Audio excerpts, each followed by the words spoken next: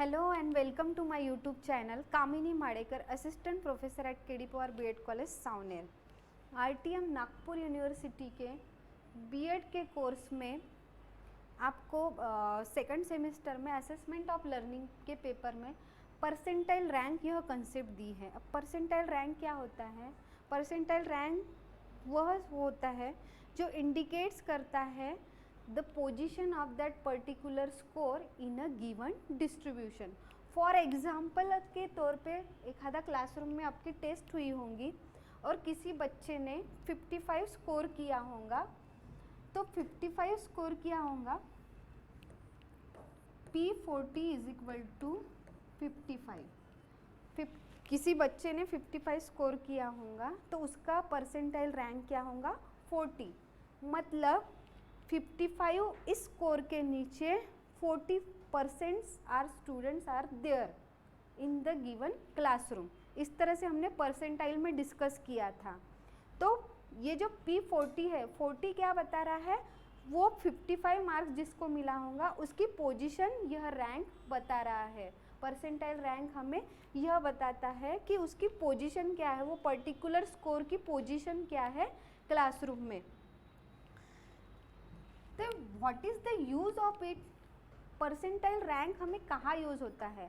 जब दो या दो से ज़्यादा बच्चों का हमें कंपैरिजन करना होता है तब हमें परसेंटाइल रैंक का यूज़ होता है। Then position of particular student in different exam और टेस्ट, जैसे फॉर एग्जांपल JEE नीट की जो एग्ज़ाम होती है उसमें ऑल इंडिया रैंकिंग मिलती है बच्चों को। वो all India ranking category wise भी होती है, तो उससे हमें पता चलता है कि इसके सामने कितने बच्चे हैं और इसके नीचे कितने बच्चे हैं। उसका पोजीशन, पर्टिकुलर दैट स्टूडेंट का पोजीशन हमें पता चलता है कि इस लेवल के जो एग्ज़ाम्स में उसका पोजीशन क्या है। Then it is use in psychological test for define some norms. जैसे कुछ रिसर्च के लिए हम पर्सनालिटी की टेस्ट लेते हैं, एटीट्यूड टेस्ट होता है, उसमें भी हमें परसेंटाइल रैंक का यूज़ होता है। देन अभी पॉइंट पे आते हैं। नागपुर यूनिवर्सिटी के एग्ज़ाम में क्वेश्चन नंबर 5 में आपको परसेंटाइल रैंक के ऊपर 2 या 3 मार्क का क्वेश्चन पूछते हैं। वर्ड प्रॉब्लम होता है। फॉर एग्जांपल ले लीजिए कि अमित के क्लासरूम में 30 स्टूडेंट्स है और उसका उसमें सेकंड नंबर आया है, और सुमित के क्लास में 80 स्टूडेंट्स है और उसका उसमें थर्ड नंबर आया है। तो ये इस तरह से वर्ड प्रॉब्लम दिया रहता है और इस गिवन डाटा से आपको उनकी एजुकेशनल प्रोग्रेस कंपेयर करने के लिए बोलते हैं। तो और उसके लिए परसेंटाइल रैंक का यूज़ करना, ऐसा आपको पूछते हैं। तो इसके लिए हमें क्या करना पड़ेगा? तो सबसे पहले जो भी आपका वर्ड प्रॉब्लम है उसको टेबल में पहले डाल दीजिए। मैंने ऑलरेडी डाल के रखा है क्योंकि हमारा टाइम बचना चाहिए इसलिए, ठीक है। देन इसको सॉल्व करने के लिए देखिए हमें क्या करना पड़ेगा, हमें फार्मूला याद रखना पड़ेगा, क्योंकि ये 10 मार्क का क्वेश्चन नहीं है, ये हमारा 2 या 3 मार्क्स के लिए क्वेश्चन आएगा।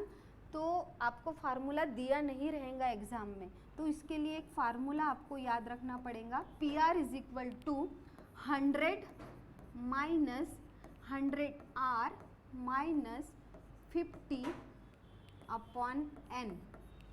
ठीक है, इस तरह से यह फार्मूला है और यह आपको याद रखना है। ये आपको एग्ज़ाम में दिया नहीं रहेगा। जिस तरह से हमें 8 या 10 मार्क्स के लिए क्वेश्चन पूछा था परसेंटाइल का, उस तरह से परसेंटाइल रैंक का क्वेश्चन नंबर 5 में आता है, तो वो 2 या 3 मार्क्स के लिए ही पूछते हैं। तो ये फार्मूला का यूज़ करके हमें अमित का परसेंटाइल रैंक पहले निकालना पड़ेगा और फिर बाद में सुमित का परसेंटाइल रैंक निकालना पड़ेगा। और हमें परसेंटाइल रैंक क्यों निकालना है? क्योंकि हमें उनका प्रोग्रेस चेक करना है। अब देखिए PR of Amit, PR percentile rank of Amit हमें निकालना है। तो 100, यह तो कांस्टेंट है फार्मूला में, तो वैसे के वैसा ही रहेगा 100। अमित की रैंक क्या है उसकी क्लास में? सेकंड है। 50 आ गया।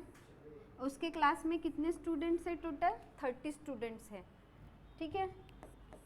अब 100 माइनस 100 इंटू 2 200 माइनस 50 150 अपॉन 30 कितना आ जाएगा 5 आ जाएगा। मतलब 100 माइनस 3 1 3 3 5 15 मतलब 95। पी आर ऑफ अमित कितना आया 95। ठीक है, समझ में आ रहा है आपको हमने अमित का कैसे निकाला है। उसी तरह से हमें सुमित का निकालना पड़ेगा, पी आर ऑफ सुमित। ठीक है, फार्मूला हमें वही यूज़ करना है, P R of Sumit is equal to 100 minus 100। R कितना है इसमें 3। उसका रैंक कौन सा है सुमित का 3rd रैंक है उसका। देन 50 अपॉन इसके क्लास में कितने स्टूडेंट है टोटल 80 स्टूडेंट्स है। तो 100 जैसे कि वैसे मतलब पहली कंसेप्ट जो है वह वैसे की वैसी ही रखनी है। 100 इंटू 3 300 माइनस 50 कितना होता है 250। 250 डायरेक्टली लिख ले, हम डायरेक्टली लिख लेते हैं 250 अपॉन 80। ठीक है, 5 5 कैंसिल हो जाएगा, मतलब कितना रहेगा 100 माइनस 8 1 8 8 2 24 8 3 24 3 पॉइंट कितना आएगा 17। ठीक है, मतलब आपका कितना आएगा यहाँ पे P R of Sumit is equal to 100 minus 3.13। ठीक है, तो 3.13 मतलब 96.87। पी आर ऑफ सुमित कितना आया हमारा 96.87। ठीक है, अब ये हमारा कैलकुलेशन तो हो गया, अभी हमें इनका कंपैरिजन करना है, मतलब थोड़ा इंटरप्रिटेशन भी हमें देना पड़ेगा। तो हमें कैसे करना पड़ेगा कि पी आर ऑफ अमित 95 है और पी आर ऑफ सुमित 96.87 है। जिसका पी आर ज़्यादा होता है उसका एजुकेशनल प्रोग्रेस यह अच्छा माना जाता है।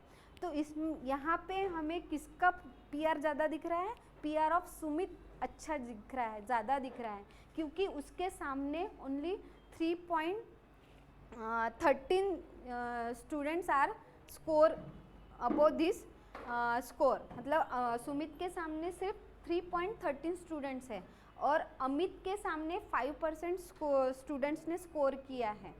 और मैंने अभी बोला आपको कि जिसका पीआर परसेंटाइल रैंक ज़्यादा होता है उसका एजुकेशनल प्रोग्रेस ज़्यादा होता है। अमित के सामने 5% स्टूडेंट्स है और सुमित के सामने 13% स्टूडेंट्स हैं। इसलिए इस कैलकुलेशन से हमें पता चलता है, हम ये इंटरप्रेट कर सकते हैं कि सुमित का जो प्रोग्रेस है वो अमित के प्रोग्रेस से अच्छा है। ठीक है, यह इंटरप्रिटेशन में आपको 2 लाइन में लिखना भी है, भले ही ये 2 या 3 मार्क्स का क्वेश्चन होगा, फिर भी आपको उसका इंटरप्रिटेशन भी यहाँ पे लिखना होता है। तो इस तरह से हमने परसेंटाइल रैंक से 2 स्टूडेंट्स या 2 से ज़्यादा स्टूडेंट का कंपैरिजन कर सकते हैं। क्योंकि ये कंपैरिजन क्यों हमें करना है, क्योंकि जब हम उनके रॉ स्कोर के बारे में देखते हैं तो उनको क्लास में किस तरह से मार्क्स मिला था। अमित का 2nd क्लास आया, मतलब उसके क्लास में जब टेस्ट हुआ होगा तो उसका 2रा नंबर आया था और सुमित का 3रा नंबर आया था। ये सब उसके रॉ स्कोर से हमने देखा था। पर रॉ स्कोर को हमने जब परसेंटाइल रैंक में एक स्टैंडर्ड पैरामीटर में देखा तो हमें पता चला कि सुमित का जो नंबर है वो 80 स्टूडेंट में से 3रा आया है और अमित का जो नंबर है वो 30 स्टूडेंट्स में से 2रा आया है। तो इस तरह से अगर हमें दिया रहता है तो हमें एक स्टैंडर्ड पैरामीटर में उसका इंटरप्रिटेशन हम इस तरह से नहीं कर पाते हैं। तो अच्छे से इंटरप्रिटेशन करने के लिए, अच्छे से 2 स्टूडेंट्स का कंपैरिजन करने के लिए हमें परसेंटाइल रैंक की ज़रूरत पड़ती है। इसलिए आपको वो परसेंटाइल रैंक किस तरह से निकालना है, वो फार्मूला क्या है, वो आपको याद रखना है और इस तरह से दोनों का परसेंटाइल रैंक निकाल के कंपैरिजन करना है। So if you like my video, please like, share and subscribe. Thank you.